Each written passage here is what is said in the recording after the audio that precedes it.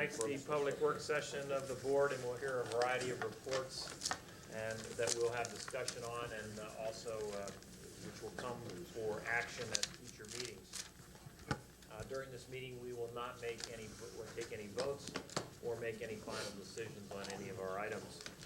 We will, of course, be videotaping this, so people in the audience who choose to ask questions of our presenters should make note of that. Please limit your comments to 5 minutes. With that, I think we can start. I think Carmen, middle school. As you know, enrollment has been increasing in the North Penn School District at a steady pace.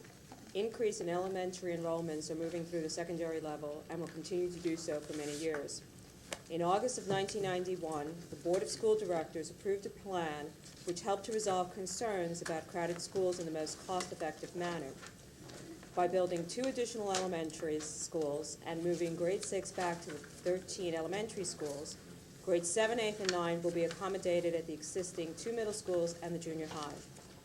The grade realignment also required that the middle school boundaries be realigned. A task force was established to develop a recommendation on how to realign the middle school boundaries. I was happy to serve as board liaison to the committee that included representatives from the junior high, Pembroke, and Penfield Home and School Association, the principal of all 3 schools, Judy Clark, the Director of Student Services and Special Education, and Dr. Vanema, the Director of Secondary Education. On behalf of the board, I want to thank the task force for the time and effort they have given to this always difficult task. Tonight we will hear the report of this task force and their recommendation, but will not accept board or audience questions at this time.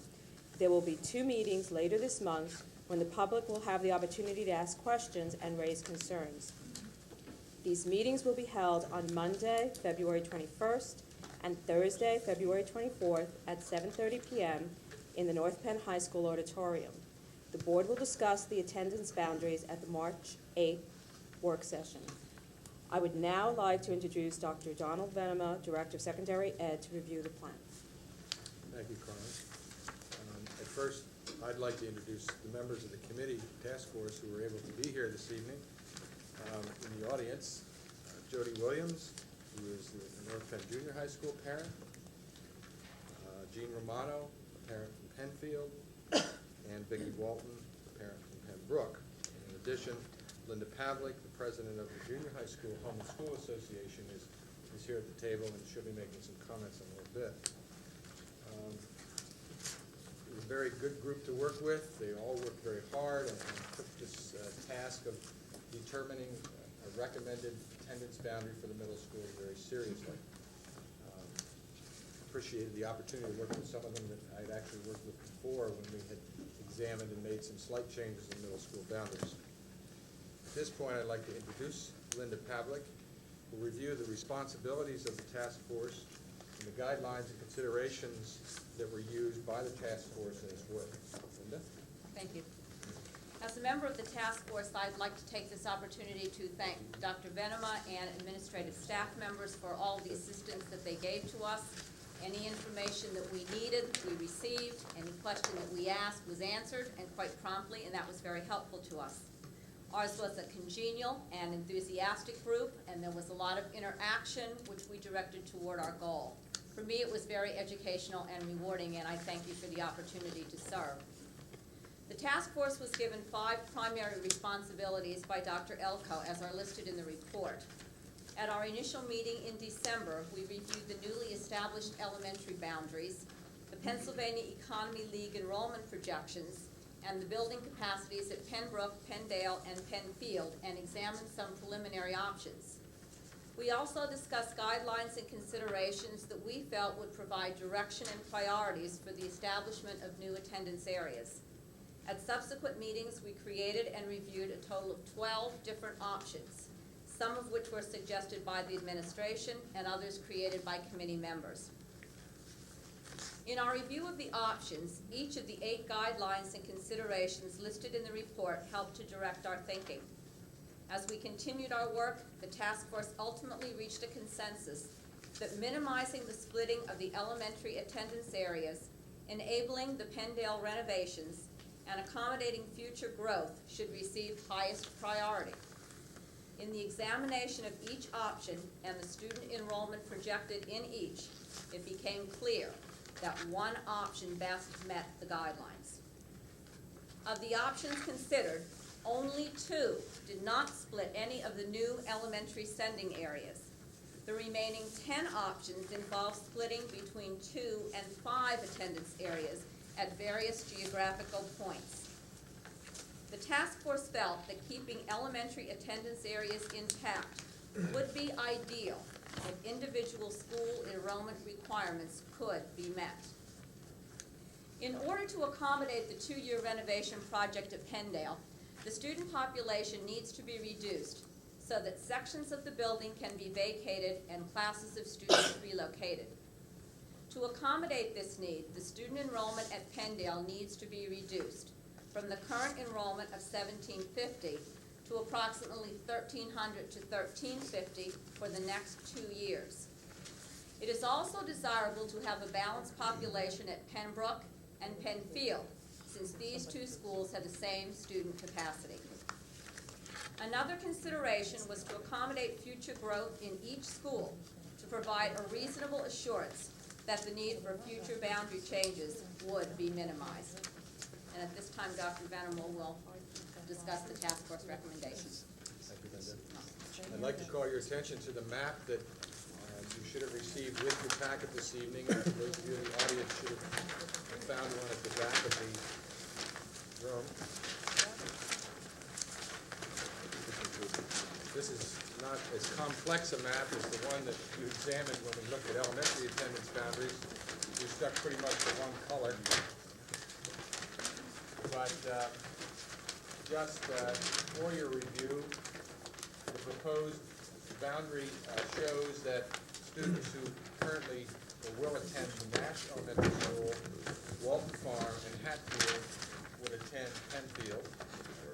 Students from Gwinnett Square, North Wales, and Glenmore would attend Pembroke, and the students from Inglewood, York, Oak Park, Culp, Knapp, Bridle Path, and Montgomery would attend Penndale, obviously the largest school and as a result the most elementary sending areas going there. As Mrs. Pavlik mentioned, we were pleased to identify an option that would enable us to keep the elementary sending areas intact. We weren't sure if that would be the case when we began the process. Quite frankly, I was a little bit pessimistic about the possibility of finding something that would meet our needs and at the same time provide that opportunity. We've heard for many years that that's an essential component of any boundary distribution that we would create, and we feel that this proposal certainly meets that need and others as well. There was another option that we looked at that did keep the enrollment or the elementary boundaries intact, and that option would have sent Glenmore, North Wales, and Montgomery to Pembroke with the same Penfield sending area, and Penndale receiving students from the Gwinnett Square attendance area. However, the problem with that was it did not meet the needs that we have to reduce the population at Penndale for the next 2 years so that our renovation project could be completed. Over, I think it was 1,460 students would be at Penndale in that scenario. That's really many more than we can handle and still do the phasing that we need to do in order for that renovation project to be completed with the least disruption. Mrs. Pavlik also mentioned the fact that there were other options that we looked at. In fact, she mentioned the fact that there were 10 of them, and all of those 10 options carved a section or a segment of a different elementary sending area. And in fact, one of the options we looked at gave us very good population balance, but certainly did cut across the elementary sending lines. In fact, one had as many as 5 splits associated with it. So that there were several different possibilities looked at in the whole process. In addition to the efforts to keep the elementary areas intact and to reduce the enrollment for the Penndale renovation, the third major consideration was potential for growth that would exist in each newly created sending area. One of the concerns that was expressed several years ago about our need to create a population that we might have to change, or a sending area that we might have to change in 3 or 4 years, was a real concern of the committee, and one that we thought about in our deliberations. One of the reasons we feel good about the proposal that's in front of you tonight is that it really reflects our best effort to balance what PEL is estimating as the growth across the system. We did a lot of growth estimating in the process within the committee based on what PEL had said would be the high growth areas. And the boundary that's in front of you, boundaries that are in front of you, reflect what we feel is a rather balanced, a well-balanced growth across the system, so that we would expect growth to progress somewhat equally in each of the 3 sending areas. And we felt that that was a very important component. We really feel that this is going to prevent us from having to make boundary changes within the next 5 years, and hopefully beyond that. In addition to the 3 primary guidelines that were shared with you, there were other things that we considered when looking at the different possibilities. Those are listed for you on page 2 in the green sheet, and they are the proximity of students to each school, bus ride time, the number of school changes that children would face, the consideration of grandfathering, which was considered by the elementary attendance area committee as well, one in which we considered but rejected, and future high school boundaries as another component of what we examined as we looked at each of the possibilities. Related to these guidelines, the task force felt strongly that grandfathering should not be employed. Pretty much the same conclusion that was reached by the elementary committee. And while the possible high school boundaries were discussed, too little is really known at this time to predict where that boundary line might be drawn. The enrollments in the proposal on page 3 have been projected for a 3-year period. So flip to page 3, you can see those figures.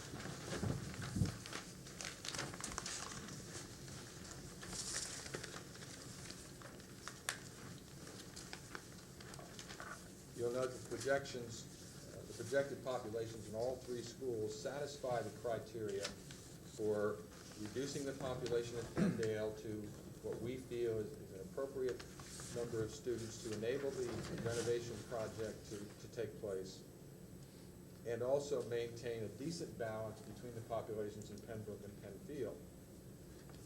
I also need to point out that the current capacities in Pembroke and Penfield are 950 students.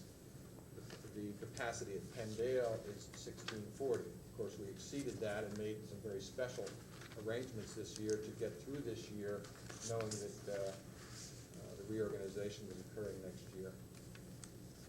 You also note in 1995-96, we're predicting a little bit of growth, but somewhat balanced growth across those 3 schools, also keeping the number manageable, which is a primary consideration at Penndale, so that that 2-year project can continue with the least amount of disruption. You'll note, however, it begins to jump rather significantly in 1996, 97, and beyond, but at the same time, we're still well within the capacity of each of those 3 schools. We were really concerned that we were going to reach a point where we might have a very large bulge at Pembroke, for example, and face the possibility of reaching capacity much sooner than we had hoped. But this trend bears out our feelings and our research that the growth will occur in somewhat of a balanced fashion, and hopefully it'll continue well beyond that, so we won't need to consider it again.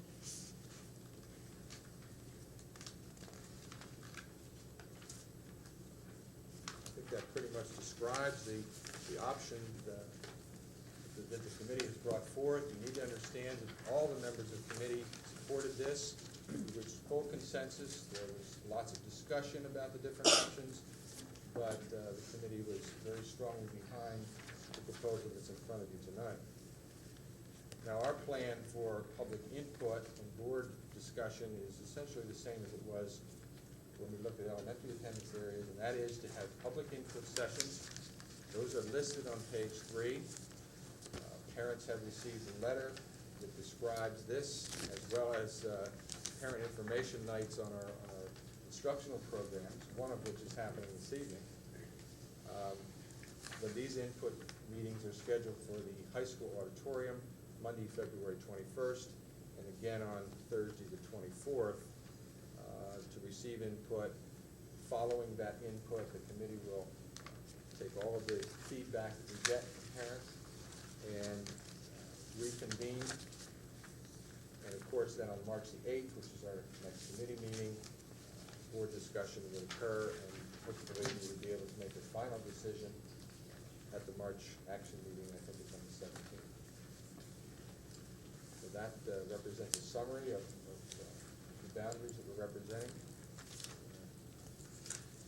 Hopefully, following our input, we'll be able to finalize this by March, enable us to move on with a lot of other aspects of getting ready for next year. Great, thank you, Don. Dick, I'm sorry, I'd like to raise an objection to the gag order that Mrs. Leahy placed on this topic.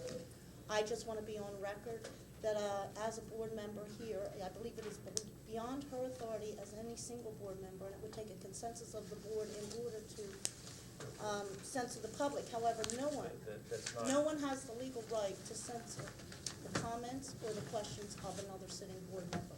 We are all elected officials, and I'd like that on record that I am totally offended that we were singled out to the topic for special treatment.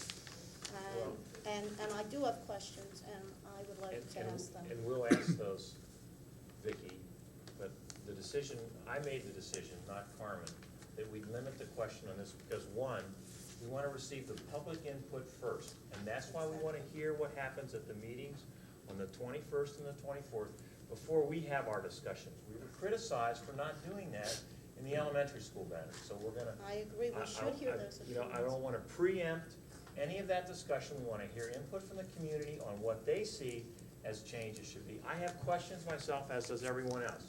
Then after we've heard all the public input, we will debate among ourselves so that we can refine or whatever we need to do to change or leave it the same, whatever.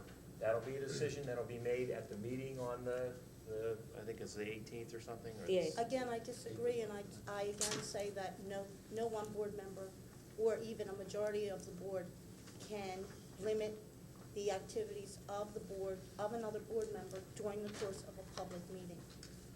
So again, I would like to ask just a couple basic questions. I don't see waiting until the meeting prior to the action meeting to even have a few questions answered. I have no offense to the program, to the project whatsoever. It's just a question of following the protocol of this meeting, and since it is a public meeting and there are members of the audience, whether they really have any questions or not, I don't know. But they are here and they are attending a public presentation. And that's what it was. That's where the problem lies. It was a public presentation for the first time so that people can then go and study. Once they've studied it, studied the assumptions that were made, the committee guidelines, then the time for public input is not at this meeting because of other items that we have to cover, but at the public meeting where we have everyone there in the public that can hear everyone else's comments. I would still like to ask my question. You can Mr. attempt to Bowman? refuse it. I mean, it's a basic I agree question. with Mrs. Sher. It's and protocol. How can I take this and digest it if I have questions about it? Well, Even clarification questions? ask clarification questions, okay? But let's not ask the whys and the wherefores because the committee got together and did this. If you have the whys and the wherefore questions, let's ask those after we receive public input. They may say, hey, I'd like somebody that walks, that lives right across the street from Penndale to be able to walk. Maybe that's an exception we need to do. That's certainly a question that came up to me, and maybe the public will do that. But let's get their input first before we preempt any of that and get down a road that we might not be able to get back from. Mr. Bowman, just one other point, based upon you're okay in terms of not fielding questions tonight. I have indicated to Dr. Benema that there was no need to bring all of his notes or bring the committee here tonight to field questions from people. I would also say that I made the decision based upon the fact that I knew the presentation was going to be about 10 minutes, that I've committed Dr. Benema to a public meeting at the junior high school as soon as he finished here, because he has nothing else on the agenda. There is a orientation for middle school parents, and since he had one item on the agenda and I didn't expect the presentation to last more than 10 minutes, I'd like him not to stay here for a lengthy period of time, because he is expected over there. Can I suggest then that in the future that we do not bring things to a public board meeting unless we're prepared to make them a public discussion? Rather than a We have monologue? 4 meetings total scheduled on this before we vote on it. Dick, I've The been first to one these is to meetings. get it out on the table, the second one and the third one are for public input, and then the fourth is to digest and ask all the questions we want to get down to where we can get to a solution. We do not sit at these meetings until the March committee meeting. Is that not correct?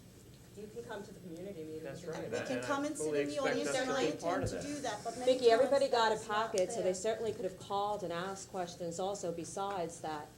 Carmen, we're talking That's about something that- basic principle here, is that the public is here to see this report, and it is totally inappropriate to select a particular topic and then consider it a private issue. It's not a private It's issue. not.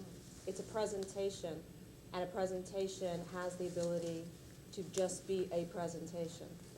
I would like a legal opinion as to whether this board or any member of this board has the right to limit the questions and comments. We're of not another limiting the board questions member. and comments. We're merely doing it for this meeting and not in total. We're going to have the discussion on it first from the public, and then in our meeting on the 8th of March, or 6th of March, whatever it is. Yeah. You know, if there are some points of clarification, fine, ask those points of clarification, and then let's get on with it, okay? Then Mr. Venema, Dr. Venema can go up to the high school and participate where he needs to. And we can go as a member of the electors, and I appreciate that opportunity. Can I ask you, what was the primary criteria in keeping it together? Is it keeping the elementary schools, I'm understanding that correctly? Yeah, there were Keeping the elementary schools so that there isn't a division? There were 8 criteria, and the committee prioritized 3 of them. Those 3 were the ones that we talked about this evening. Keeping the elementary sending areas intact was a very significant one, probably the one with the highest priority. Let's say, I would like to also ask, when the elementary school, well, this is just someone else on the board here who handled elementary.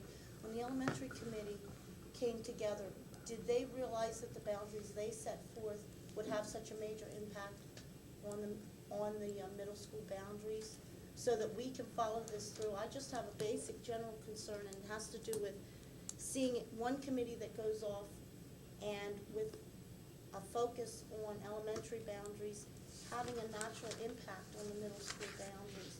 And then these middle school boundaries are going to then have to be divided up to the high school boundaries. We're sitting here with high schools at opposite ends of the district. They're running east and west, and we're dividing a good portion of our population north and south.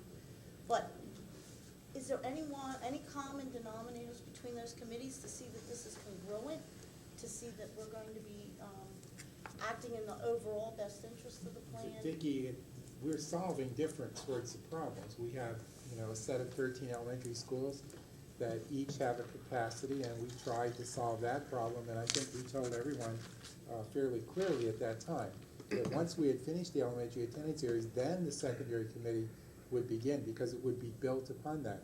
And that's the only commitment we thought we could make at that time. Because the middle schools, as Dr. Vanna has pointed out, there are limitations to what can be done there. You heard him, I think, very clearly indicate what they were. And down the road, once more is known about the high school, that one will be built at an appropriate time. So they really are, they're linked, yes, but they are separate committees working on separate problems. have a concern that with 3 different carpenters working on 3 sets of houses with 3 sets of plans that will have to be put on top of each other, I hope we don't have to bring a bulldozer. Vicki, I'd use a different analogy. I'd say there are 3 different houses in a development.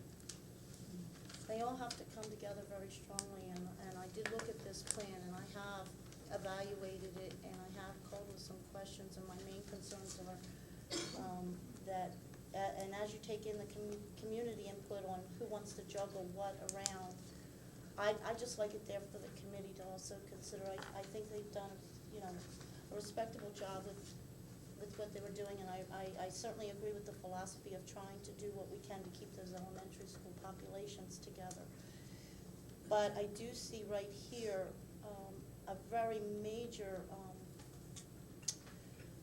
disruption in the school populations between Pembroke and Penfield because of the direction in which they're being divided up. And I just know that having children of various ages, I don't have the teenager yet, but I do know that that's a very important time in their life when friendships are even more important to them. You know, as you mature, you certainly have deeper ties, and it's a little bit harder, and I just see it, you know, a very big split. And I know, Dick, it's important to me, though, because in the last committees, there was a lot of juggling that occurred from the first report to the board to the very last minute at the end that created a great deal of trouble, and perhaps And that's some why. views should have been added earlier. And that's why I did not want to have discussion on it now, so that it didn't appear that we have set in our minds how we want it to go. I want to hear personally how the public feels about it first before I make any decision. I have some ideas, I have some thoughts that I'll bring up if they're not brought up by the public, but I am not locked in on any decision. I want to hear all the input first, and I hope that the rest of the board members are equally open-minded about that so that we can do that. That's why we scheduled the public comment first. After this presentation, the information's out there, the packets are available, the things can be picked up from Ken Weir here at the school district offices by any of the public that wants to pick it up. They can look at the boundaries, they can look at the guidelines, and if they have some other alternative plans, which, by the way, everybody did during the elementary school reorganization, then we'll consider those. And there were good things in there. But let's not lay it all back onto the board or all back onto the committee to do that. Let's allow the public to get their input. Let's get all the inputs together and then say, I like that one the best. And everybody has an opinion on this board, and we can make a vote then after we've discussed it for our, you know, basically the first time. So I think the process will work. I think that the committee has done an excellent job to lay it out. They've laid out their rationale, what their guidelines and assumptions are. We can't ask any more of that. Now it's time for the public to look at it. We'll have the public look at it, and then, of course, it'll be our turn to make the final decisions. That's what we're elected to do. And I would like to see that. If there's no other, are there any other questions that Just are about points the- of clarification yes. and no philosophical questions? No, nothing philosophical here, Dick. Just as far as the videotaping schedule, will this be videotaped in the event that board members cannot make either or both of these meetings so that we can have access to the public testimony? If you would like that, that will be arranged. Please, I would want them if I can't That's a make. good suggestion. A lot of the board members are on other committees, and we're trying to catch up on That's an committees excellent that were suggestion, missed yes. over the snow days, so. And that's excellent, because Okay. even if you can get to one and can't get to the other, You can we get the still need to get testimonies, the right. input for what happened at those. That's right. Because we want to put it all together. So if we could arrange that with our TV folks. That'd be great. Ken, your one? Yes. Dick, Thanks, question Dick. or clarification. I just want to comment, I think it was a good idea the way you did it. I liked it. Get it out on the table, and let's try to move on. Let's get the information out. But then, I'd like to, just so I understand very clearly the next steps. The next steps are Monday night and Thursday night to hear public. Right. Then we come back a month from last Tuesday, okay? Right. And then we're gonna really talk about it.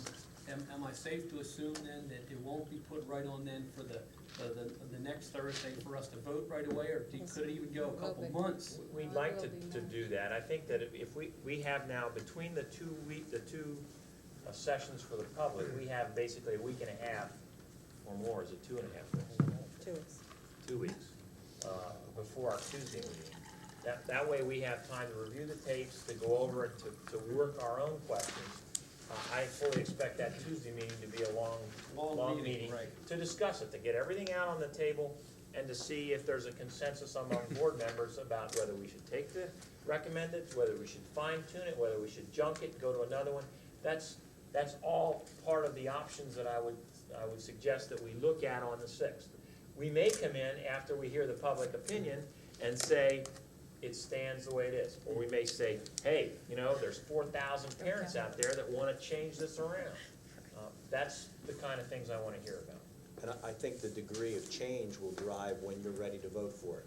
And if you're ready to vote at the board meeting in March, then you'll vote. If you're not ready to vote, and we need to move it into April at either the committee meeting or the action meeting. Is there a kind of pressure that Yes. we have to have, what's the month? Let me answer that, Dr. Venom. My pressure's different than Don's and Fred's in terms of staffing these schools.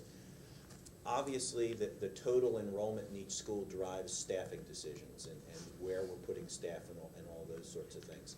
The sooner that a decision is made, the smoother the transition in terms of all of the other steps that we have to follow through on. We want to be able to appoint the faculties at 3 different schools, to be able to find time to work with those faculties and get ready for next year. So obviously, the sooner the decision, the better. I would say that if we don't make it at the March action meeting, maybe you would be ready at the April committee meeting, or have a special action meeting a week or so after that.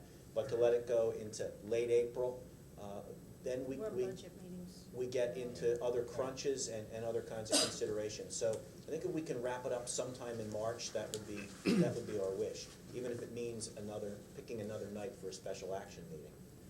Can I just make sure that everyone realizes it isn't, if it had been any other issue, I would have to still make the same position. I understand where you're coming That's from. I wish you would have asked me about it first, but that was my thinking, is that if we get into a lot of discussion, then I don't want to make it look like we're locked in as a board to something that we're not. And the more discussion we have on it, the more it would look like one person is favoring one particular opinion or another and not willing to change. The fact is, it's out on the table now. We're receiving it basically at the same time the public is. We want them to have some time to look at it, have the discussions over next week, and then we're in good shape. Obviously, something like this, just as with the elementary school, it's important to have the students and the teachers and the parents mostly involved in that process, and that's what I think we're gonna have. No, I just don't want any committee members of this committee to be No, offended. and it isn't wasn't to be Carmen's offended by call on anyone. that, it was my call, and I didn't let everybody know that, I'm sorry, but with the process that we had, I thought that was a prudent way to proceed. Dick, I'd like I to agree, just but I still make have. one other point, that if you do clarification. have questions that I need to research, I Hold appreciate on. you giving me a call. Good point. I will.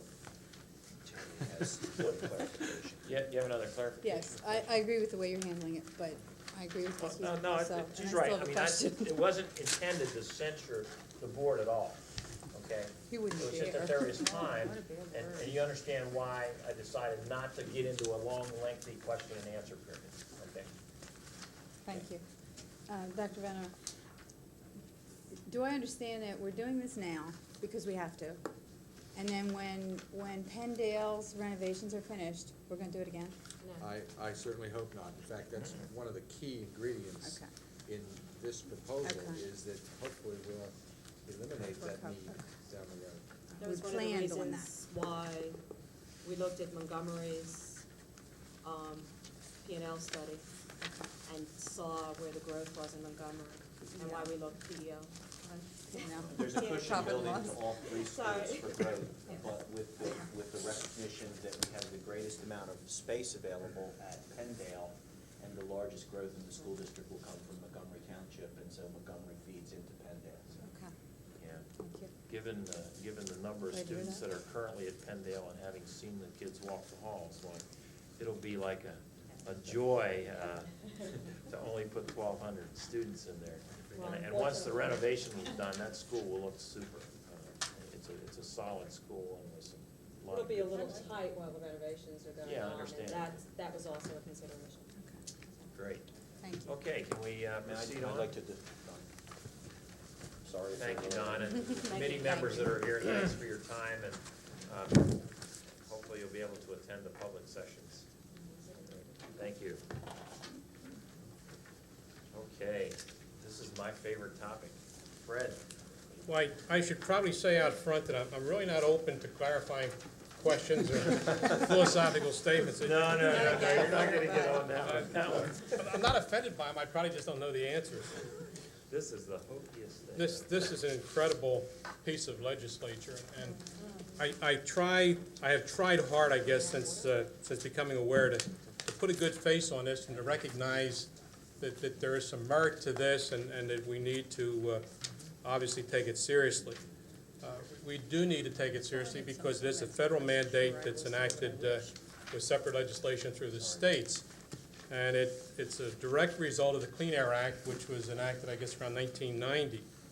And in this area here, which includes Delaware, Bucks, Chester, Philadelphia, Montgomery counties, it's a very high ozone pollution area. And the state has come up with a program called the Employee Trip Reduction Program that, in fact, addresses the ozone problem. Like most mandates that we get either out of the federal government or from the state of Pennsylvania, there's no money to go with it. And some of the things that we're going to have to do will be expensive. I don't know what I'm even talking about when I say that. To this point in time, I don't quite have the slightest idea what kind of money we're going to have to spend to implement some of the different things that we may have to do. And I will try to clarify that a little bit. My understanding from what I've been able to read is that there are about 2,500 businesses in this area, the five-county area that I mentioned, maybe about 1 million employees that will be affected by it. The overall impact will cost somewhere between $75 and $100 million. That's an estimate at this time. The net result is that it will reduce the air by about 2%. So that, I say, it's hard to put a good face on this and try to. We're breathing better already. Yeah. Instead of attacking these cars. The one thing that brings me back to reality on this, and I need to emphasize it, is that failure to comply in a timely way is a $25,000 a day fine. So that it is a serious thing. We're required by law, because we're an employer of over 1,000 employees, to have a plan in place into the Department of Environmental Resources by November of this year. And in each of the next couple years, we've got the second year we need to have 50% of our plan in place.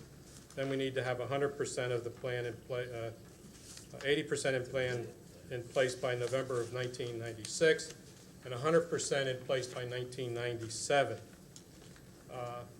I don't really understand yet what they mean by having a trip reduction, a transportation coordinator at each site. We've got a number of different sites right now. When they talk about the coordinator, transportation coordinator, being somebody that is employed by the district, it causes some concern. Obviously, there are some different ways that they've presented in terms of dealing with it. I've given some ideas, and I really did. When I said here in the green sheet that I kind of skimmed over it, I really did, but I just wanted to give you some idea of the complexity of what they're talking about and some of the different kinds of things that they expect us to have done. The emphasis is between 6 and 10 a.m., and we are expected to improve our APO, and our APO is our average passenger, or our average passenger occupancy. In essence, it means how many people are riding in a car. So that we've got to increase a minimum of 25%, but what they've actually, the law says 25%, what they've actually done is they have given us a number that this area must accommodate. So that our number is something like 1.58. So that we have got to, over this period of time, implement a program that gets us to the point where, through the surveys and the other kinds of things that we have to do, the constant monitoring and all the different things that we have to do, we have to have 1.58 as our average passenger occupancy. Each car must have 1.58. I know the 5.8 will look a little bit funny, but we need to get to that particular point. 5/8. The survey must be done each year. It must be done in June or July, and it's a very comprehensive study. It will require a lot of work on the part of somebody in each building. I attended an afternoon session yesterday on this, and the gentleman who was reporting on it talked in terms of, while it may not require a full-time person, but it requires a tremendous amount of work. And, you know, he was talking about a full-time person for a site. So I'm not quite sure what it means. I did mention in the green sheet that there are some different ways that we can look at it, and that perhaps there are some other things that we can do. The ideas that they have come up with, and again, this gentleman yesterday really reiterated many of the different things that I've mentioned here as options that we can consider in order to get us to the point where we can meet the mandate. We can compress our work weeks. That may work well with a lot of different industries. I don't know if it will here. Full or partial subsidies for public transportation. We would pay people to use public transportation. Full or partial subsidies for carpool or van pool rides. We would pay people to take other people in their cars. Flex hours, so that you would have people coming in at different times. The one I like best, and the one that I'm putting in for, is the telecommute. You can use electronic devices and work from home. Work at home is also an option.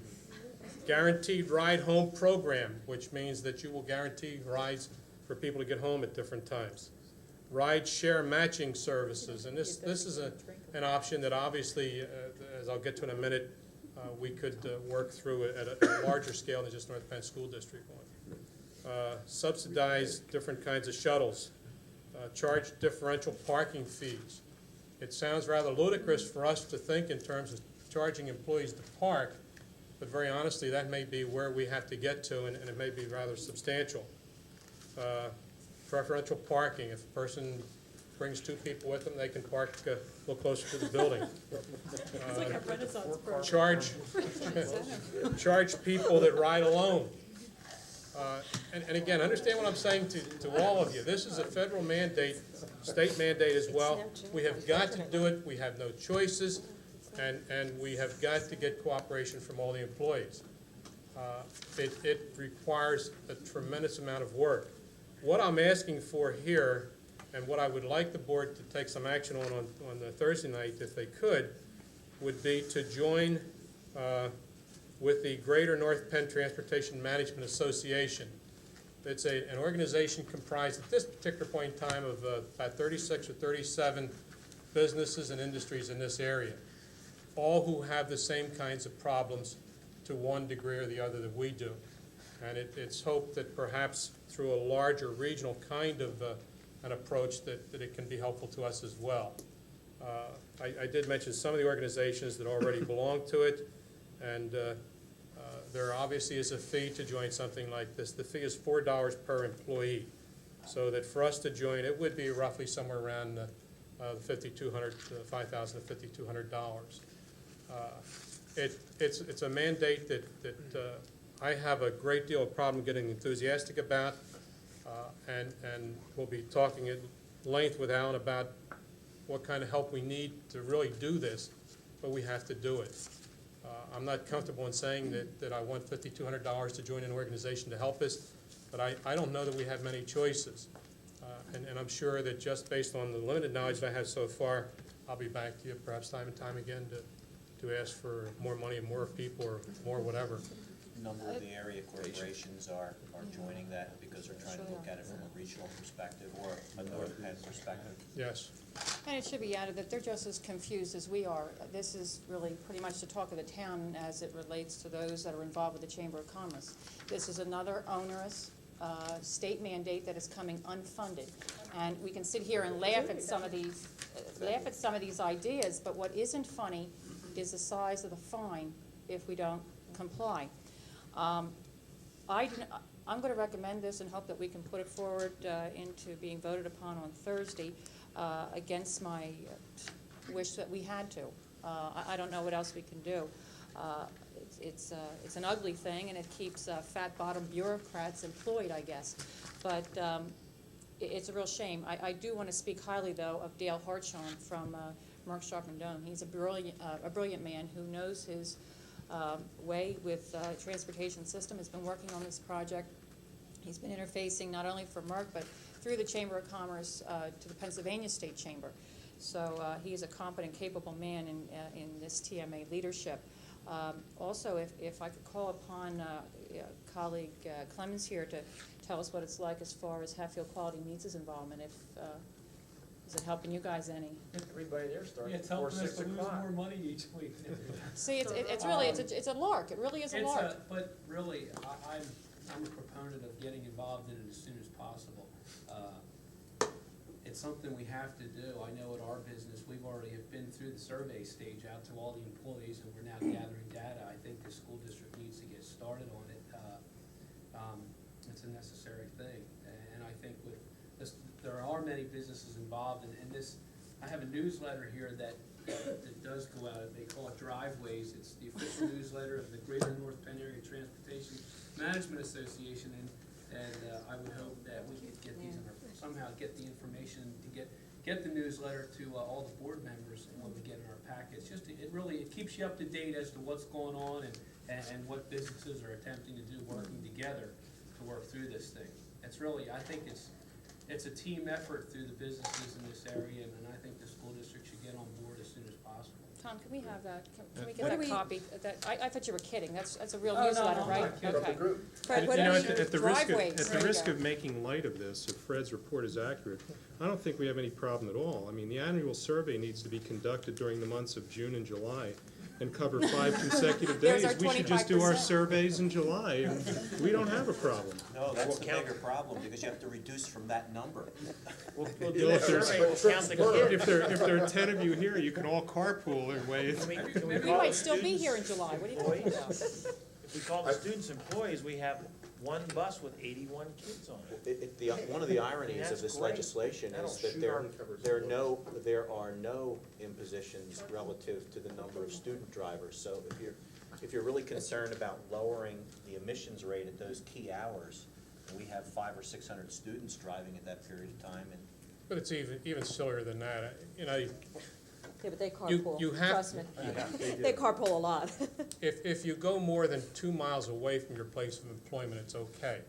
So that you could build a great big parking lot 2 miles away, thousands of people could drive there. We'll meet at the mall. And then, yeah. You know, you'd still use your car, you'd still do all the same stuff, it has to be 2 miles Maybe away make the from big your parking furthest garage site. in Tomenson's all about. 2 miles away. Maybe we could park at Hatfield. I think that one of the things bureaucrats being what they are, the June-July thing does have some potential. If you talk about average, the population per car, given that we have to do it in June, July, and we're an operation that, the bureaucrats, I don't think have figured out that schools close down in July, but, Yeah, Ralph, the other side of the if coin- you read the way you had to do the survey, you know, we're not going to get away with anything. The other side of the coin is, I understand, although it would be nice if we looked for, for achieving people per vehicle, outside of the buses, We in the trade seniors- call that APO. The APO for seniors driving to the high school would be, juniors and seniors driving to high school would be rather high. But I think that, They don't given the spirit of what we're doing here and the restrictions in parking, that this policy ought to be expanded to include restrictions on the student drivers, regardless of the fact that it's not included in these. I think that policy needs to go out and cover that anyhow. But, and I think it'd be important to get Dale, if we get on board on this thing, to get Dale Hartshorn's input, because I think there are gonna be a lot of questions about how this relates to school districts. You bring up a good point with students, wow, that's a. Also, Fred, I'd like to see us seek a But we legal still need to opinion do it. as far as the group that we are. I mean, I feel as an institution, we're a state mandated institution, we have to provide public education. I mean, are they going to do this to Graterford, the state pen? Do they have to do the same thing? Yes. We Everybody. operate as a mandate of the state. We don't operate as a commercial enterprise to make a profit. We have I to don't be even know what here. it is. They exempted the prisoners, but the employees have. Have to go. No, not really. We because just the seem like a prisoners, if different they go group to out- be under this Partisan. mandate, They have to when go we're forward. mandated to operate. An employer is an employer. It doesn't matter. Don't get too It's excited like about Philadelphia that. Police Department trying to do this. Fred, for our 5,200 that we're putting into this, Only the cars that drive. what exactly, Once they get in their besides car, they're exempt. Mr. Hartshorn's expertise and some information from the other organizations that are part of that, what exactly are we getting? I think it's not unlike most professional type organizations that you join. You have the expertise that's going to come with him, but also some of the different kinds of things that he's going to include as part of the program. As I said yesterday, he had a gentleman that was an expert to come in and spend the whole afternoon to talk about the program and some of the different ideas. There is the newsletter. There is the relationship that you'll have with all the other people that are part of this, and the opportunities that become available to you as having been a part of that organization. And at this point, Carmen, I don't even know what all those opportunities might be. I'm just curious whether, when you're talking about looking at the area as a whole, as opposed to individual companies, whether being part of this will include us in that area as a whole, so that if Merck runs a shuttle, we could pay a certain percentage for our riders to, and that type of thing, and do it as a community effort rather than just being part of this, getting information, and still having to go and do it by ourselves. Yeah, that's certainly a part of it. They have a different timetable for smaller companies, under 1,000. And the reason they've done that is simply because they believe that the larger companies can get stuff in place that the smaller companies can then move in and take advantage of it at a later point in time. And I think that would certainly be a part of what this is all about as well. There's already computer programs available to lay this out. It's a matter of putting the data in them. I mean, they do it in Washington all the time. They also do the slugging in Washington, Yeah. where people pick up I've people. slugged before in Washington. Yeah. For a question, in this organization, I believe that some of the municipalities, in addition to the businesses and the major businesses that have the kind of employee base that we do, also some of the municipalities in the area are members of this group, are they not? Yes. They are. So we'll also be sharing the municipal issues as well as just the size business issues, I think, if we join. I don't object to joining this organization. I'm just curious if the Pennsylvania School Board Association might not have a position on this or some input about what the other school districts in the state might be doing.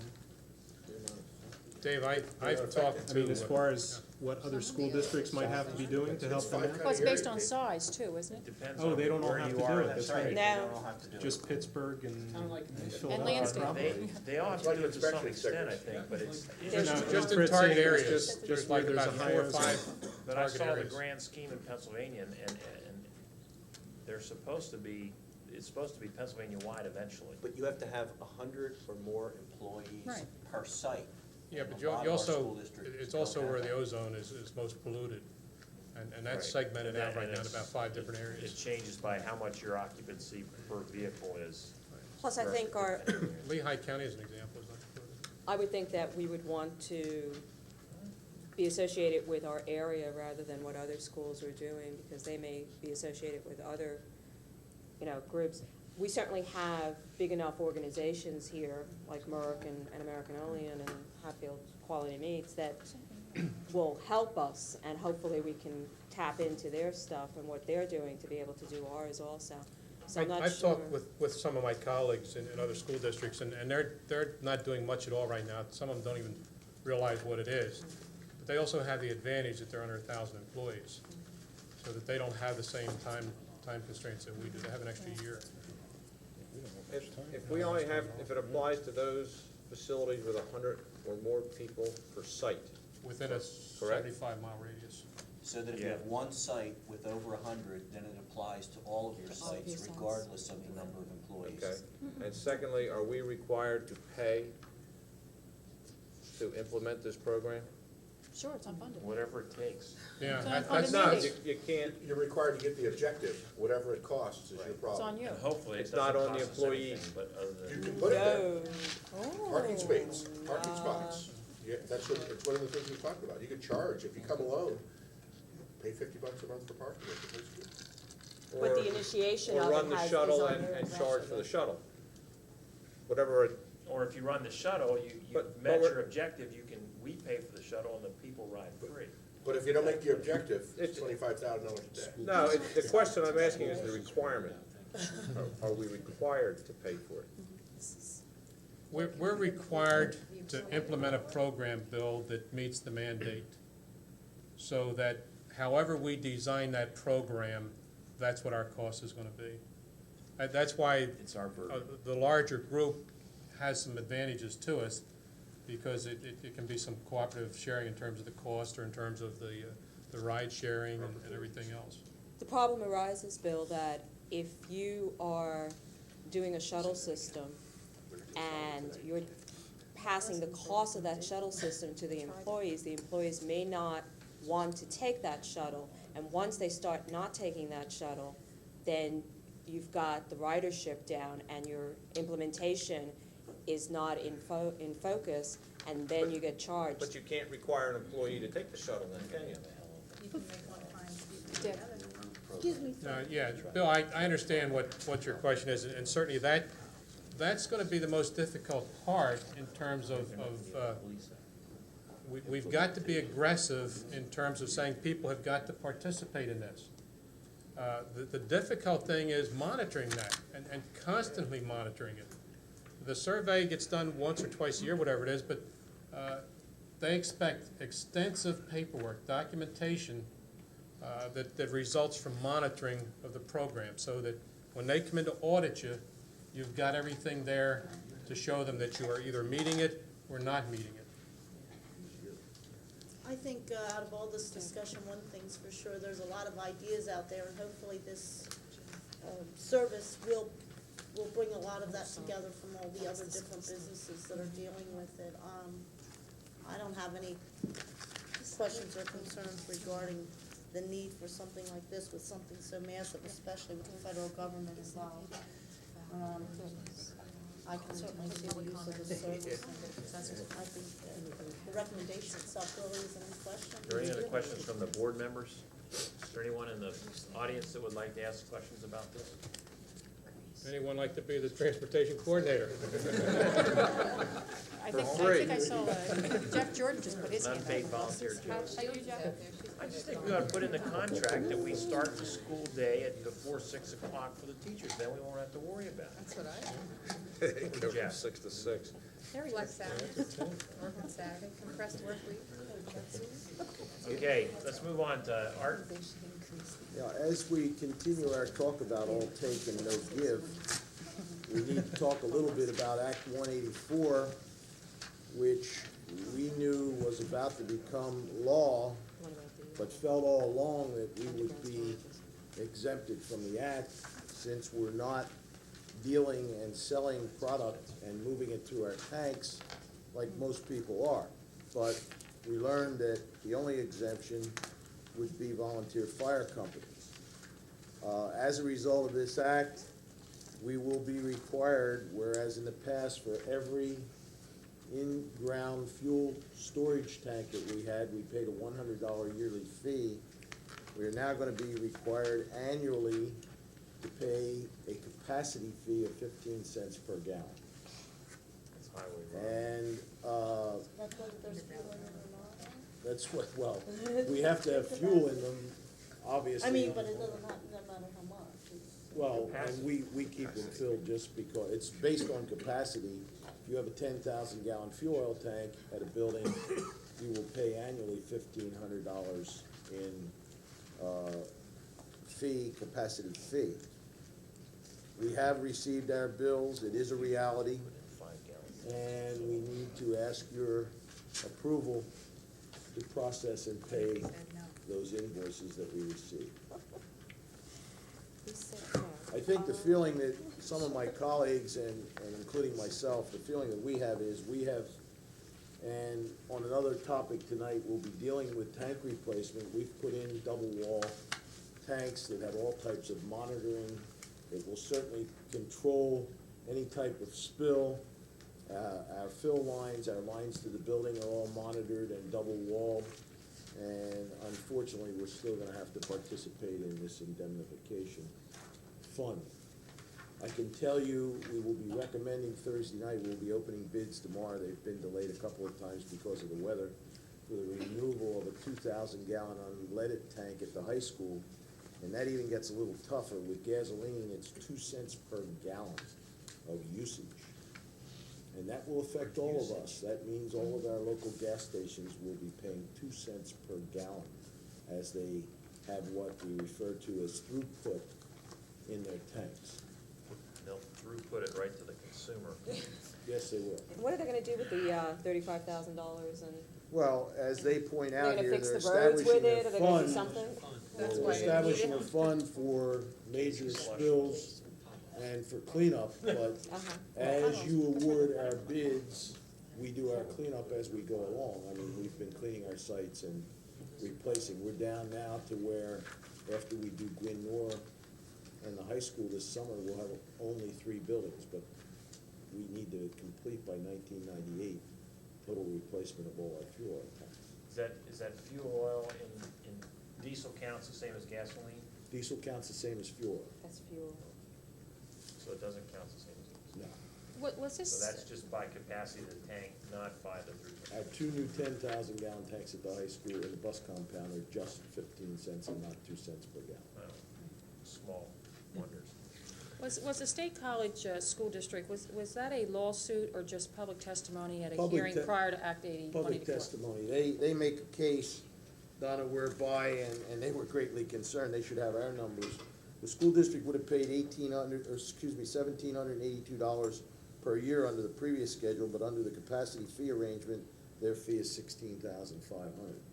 So they faced, and spoke out at the time of testimony. But this isn't a class action suit or an action filed against them to litigate this discrimination? You know, we thought they would take municipalities, such as municipal buildings that have highway crews and have a 5,000-gallon in-ground tank, and school districts, and even police vehicles, when you think about it, and exempt us. But the only exemption at this moment is volunteer firefighters, which I condone and I think is important, but I think there are also other groups. We should be considered a like group. Now, this $35,000 will be paid every year from here on out? Until there's an exemption put in. And let me ask you a question, if we have a leak, do we pay for it, or does it come out of this? Well, we would certainly hope that it comes out of this.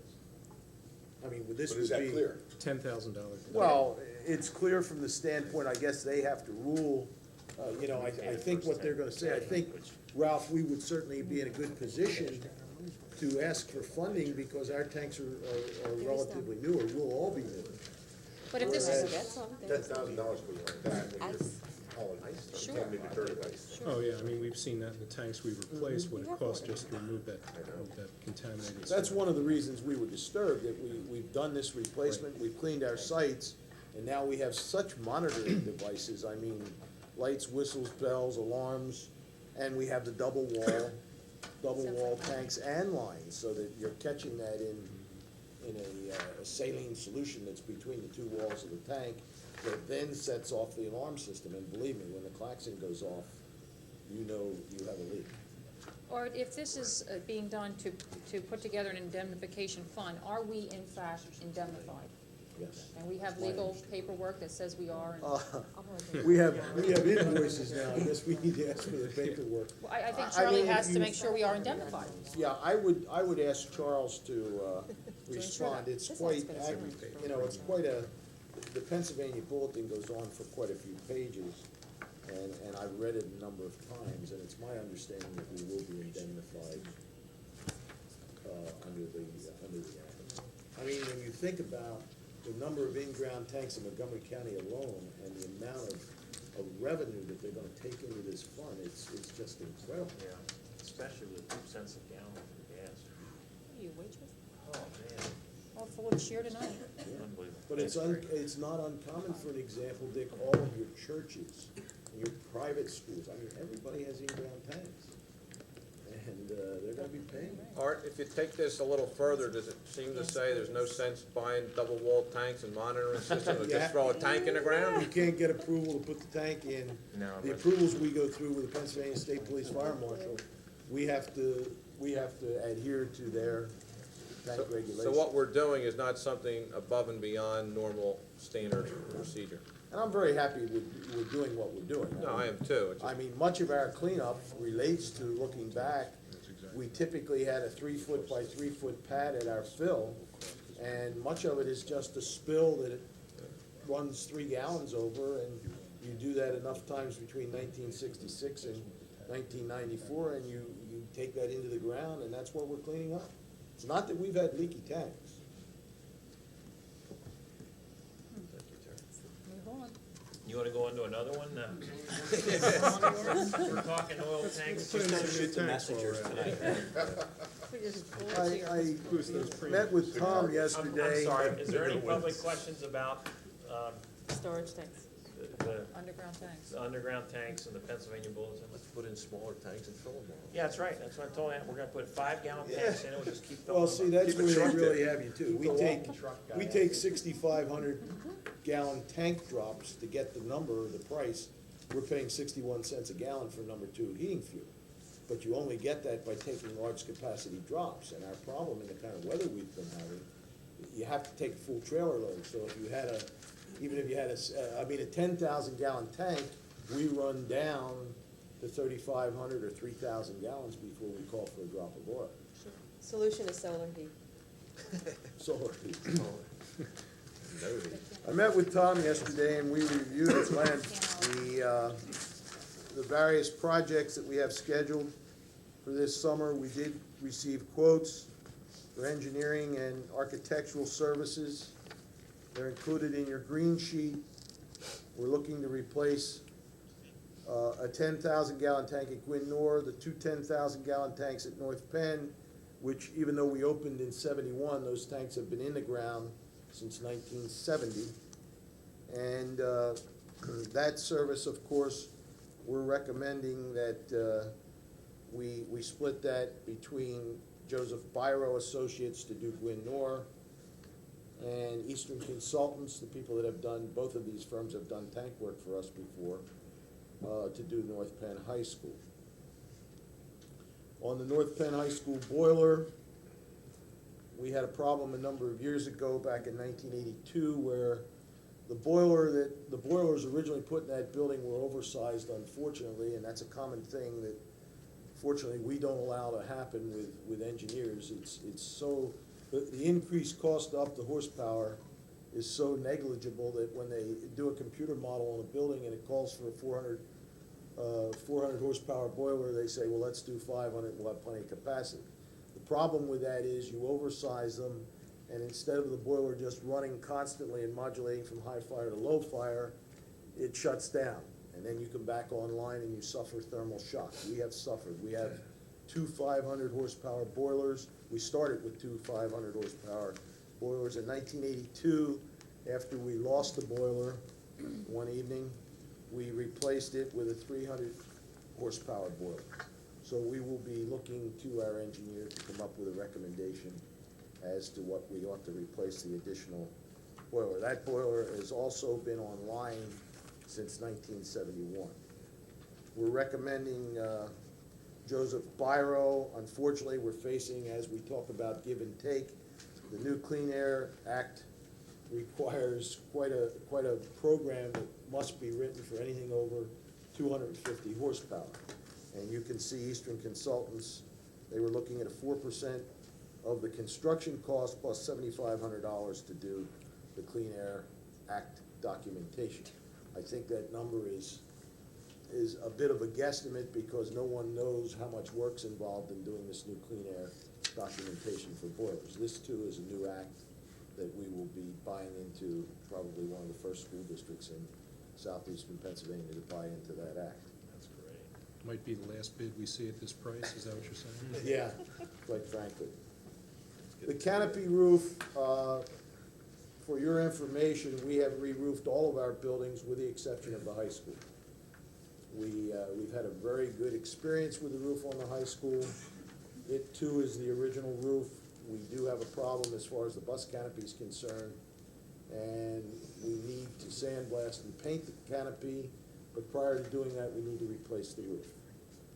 I solicited quotations on that, and Dyson Road and Wolf, with a quotation of $4,600, is our recommendation. We are hoping, and I did not include a cost there, it's some 6,600 square feet, and we're hoping that to avoid, I mean, a good bidder, if he avoids prevailing wage and bids under $25,000, which would be somewhere around $4 a square foot, and that may very well happen, and that would be to our advantage.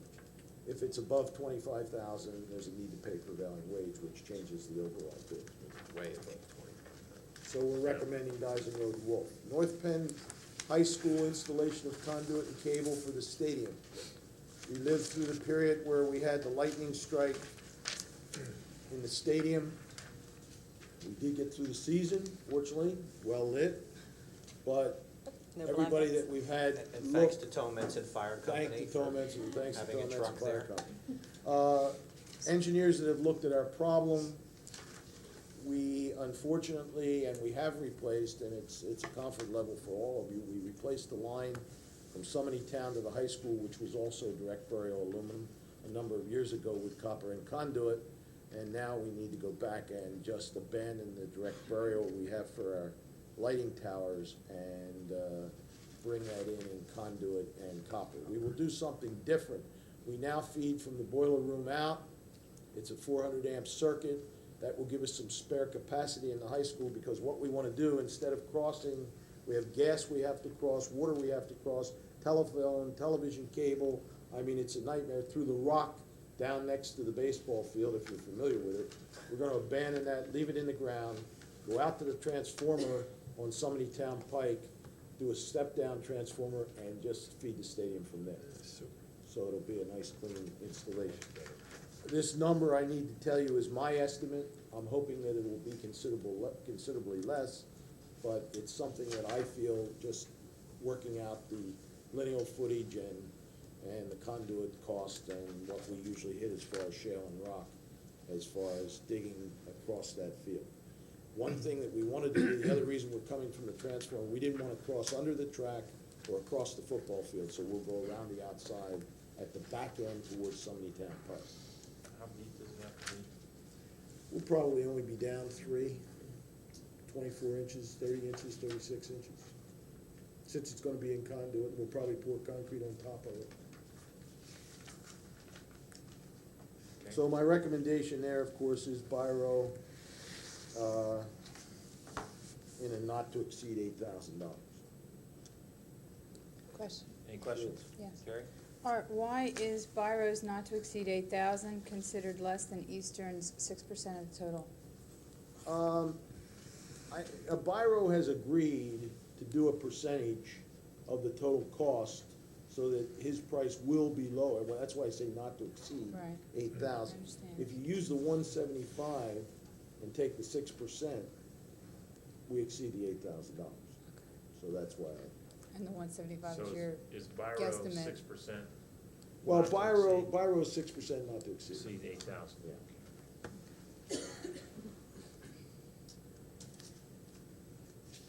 Good question. Any other questions from the public? Okay, thank you, Art. Bill, you want to talk about the board policy? The new high school name? Yes, at this Thursday's meeting, we'll have the second reading of Board Policy 1280, and if acceptable, we'll vote on it. And I'll read it at the meeting. It's in the packet tonight. Pardon? Yes, it did. Yeah, we read it last. Yeah, I read it last, so I'll read it this Thursday. And then we'll vote on it. That way, if the EPA wants to give the board an award as the environmentalist of the year for putting in the employee trip reduction and the registration fees, then you'll be able to decide whether you want to accept it. Whether it comes with a Fred's stipend or acceptance, not. meaning we agree with him? It'll be a toss-up between Arthur and me being Man of the Year. EPA Men of the Year. Are there any questions from the audience regarding the new policy? Great, well, that's all. Is there any other items that Yes. anyone has to bring up? Yes, Yeah. I have something. Oh, Are you mad Hey, at me? Bill. Are you mad at me? we're ready.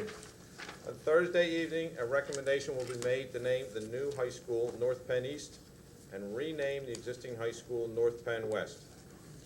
It is felt that all students should continue to have the right to be associated with the North Penn School District. and by maintaining the North Penn name, they will continue to do so.